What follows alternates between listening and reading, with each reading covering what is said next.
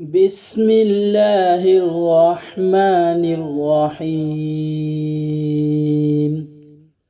يا أيها المزمل قم الليل إلا قليلا نصفه أو انقص منه قليلا أو زد عليه ورتل القرآن ترتيلا إنا سنلقي عليك قولا ثقيلا إن ناشئة الليل هي أشد وطئا وأقوم قيلا إن لك في النهار سبحا طويلا واذكر اسم ربك وتبتل إليه تبتيلا رب المشرق والمغرب لا إله إلا هو فاتخذه وكيلا واصبر على ما يقولون واهجرهم هجرا جميلا وذرني والمكذبين أولي النعمة ومهلهم قليلا إن لدينا أنكالا وجحيما وطعاما ذا غصة وعذابا أليما يوم ترجف الأرض والجبال وكانت الجبال كثيبا مهيلا إنا أرسلنا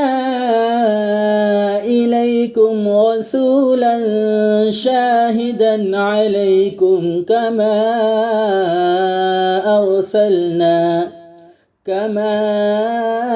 أرسلنا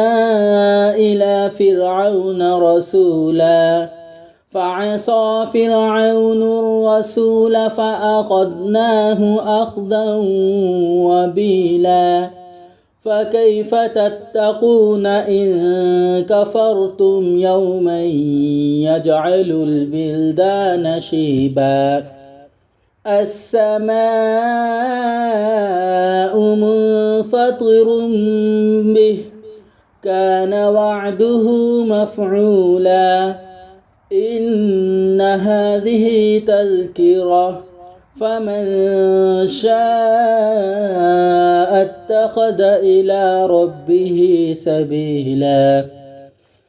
إن ربك يعلم أنك تقوم أدنى من ثلثي الليل ونصفه وثلثه وطائفة من الذين معك والله يقدر الليل والنهار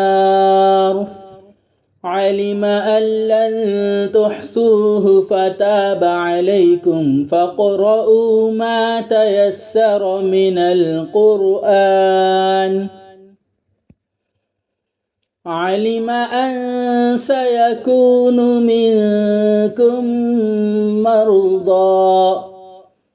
وآخرون يضربون في الأرض يبتغون من فضل الله وآخرون يقاتلون في سبيل الله فاقرؤوا ما تيسر منه وأقيموا الصلاة وآتوا الزكاة وأقرضوا الله قرضا حسنا وما تقدموا لأنفسكم من خير تجدوه عند الله هو خيرا وأعظم أجرا واستغفروا الله